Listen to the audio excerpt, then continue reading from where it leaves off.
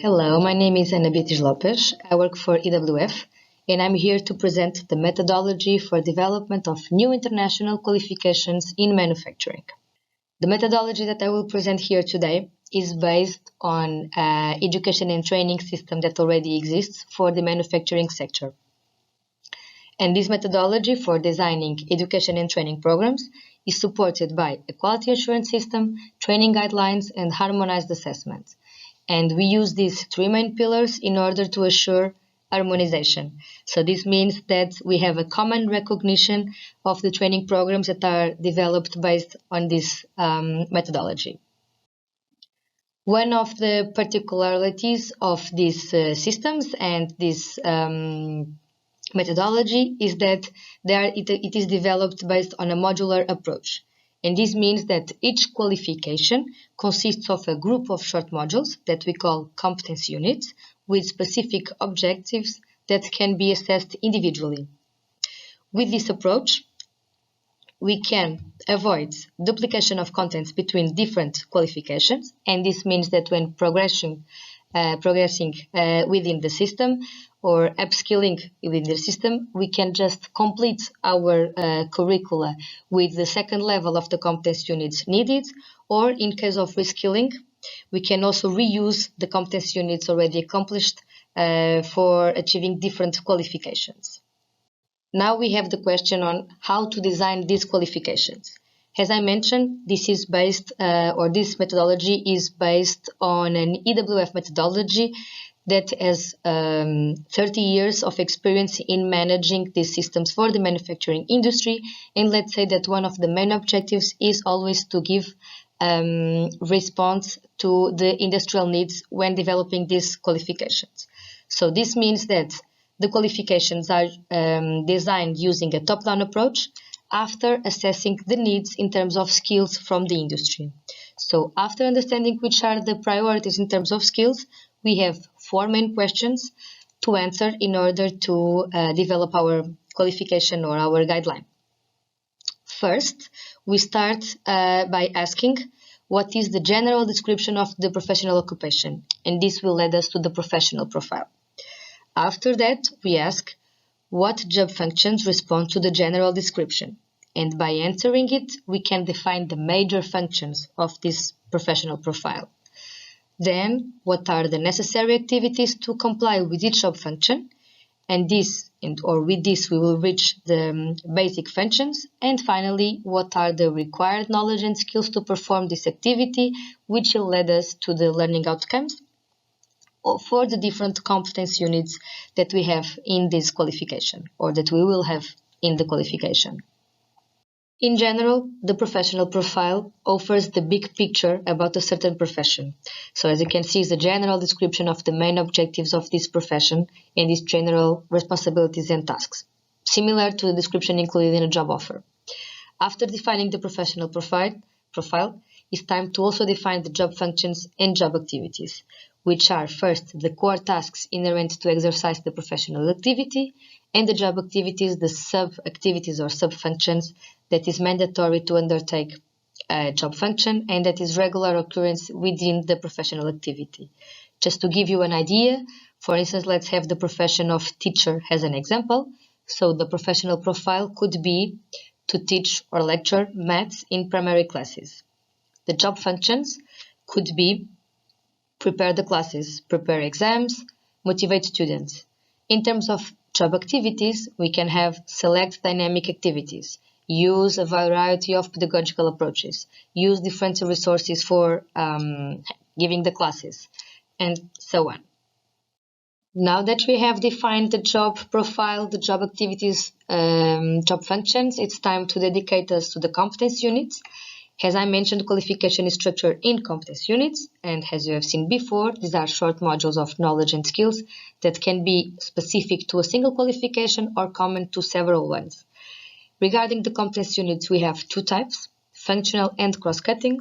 Functional competence units are directly linked with at least one job function, and knowledge and skills achieved here can be mobilized to perform a given core task or activity. While cross-cutting competence units, or we can call it transversal competence units, We call it like that because they are not directly linked with one job function. They can be mobilized across several job functions and activities.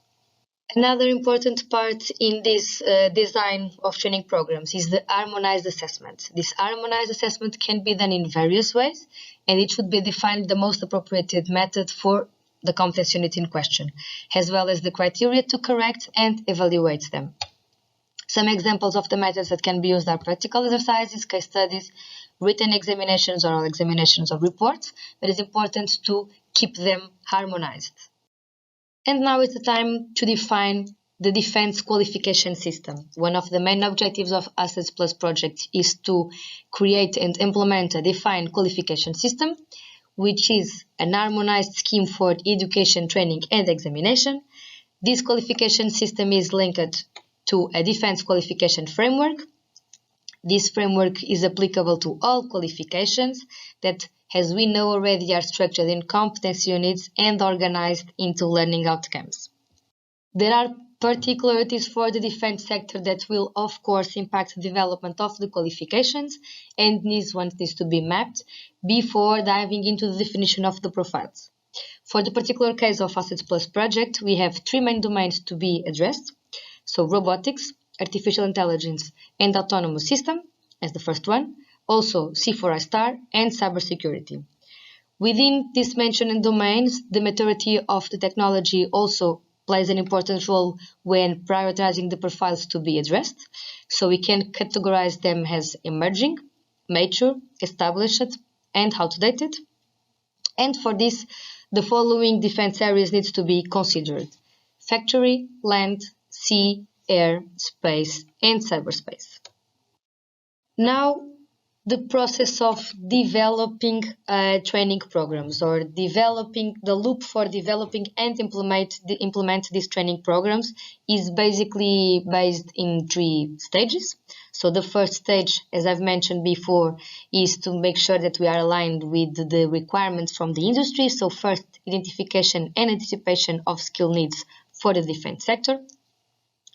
Second stage is development. This means that we will create the professional profiles or qualifications that are aligned with the needs identification and identified in the skills forecast, or in case of needed, update the already existing professional profiles.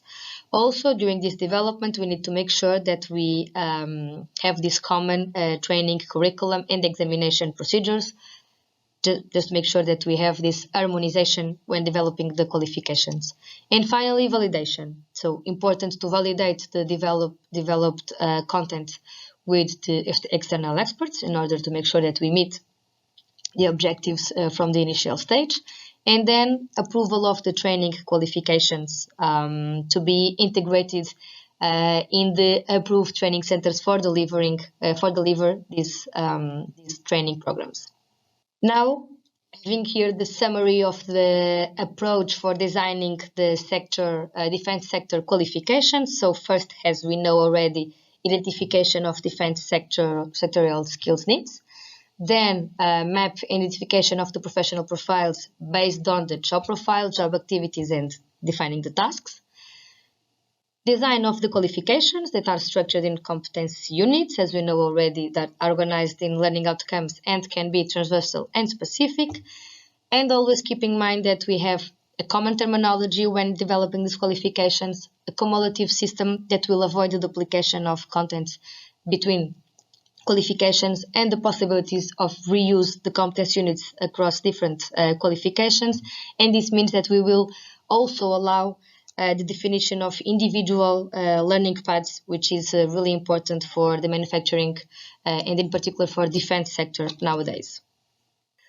Just remind, let's say, of this top-down approach for developing the qualifications for the defense sector. So by answering these four main questions, we are able to define the job profile, the job activities, the tasks that are necessary to comply on a daily basis, and the competence units that needs to be developed, both transversal or specific ones, and the learning outcomes to give a response to these professional profiles. So here, in order to support when developing or writing the professional profile, we can say that the job profile of the occupation is, as I've said before, the general description of the occupation. Regarding the job activities, it is the list of main responsibilities of the occupation, and the tasks are the routine operational activities related to the occupation. So having this in mind will be easier to describe these three categories when defining the qualification. Here we have the design loop for developing and implementing the qualification. So now that we have as the basis showed in the last slides, we can also define the proficiency level based, of course, on experts' feedback and inputs. And after defining this proficiency level, we are able to design the curriculum. And the curriculum will contain all these contents, the expected learning outcomes, assessment criteria, and teaching activities. After that, we are ready to implement the qualification. And usually every 2 years, there's the possibility of review the qualification in order to make sure that it is still up to date, or if it needs to be updated in somehow. Regarding the specific loop for designing competence units, so after describing the job profile and having the proficiency levels, we can define the specific activities and tasks to the professional. And based on this, or based on that, the learning outcomes, which are in terms of knowledge and skills, as we know already, can then be elaborated.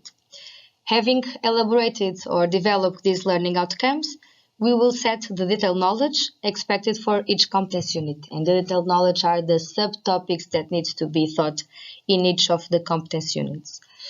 Finally, this process will lead us to the assessment, developing of the assessment, and the workload for each competence unit. And here, in the workload, we are considering classroom time, practical exercises, and also self-study.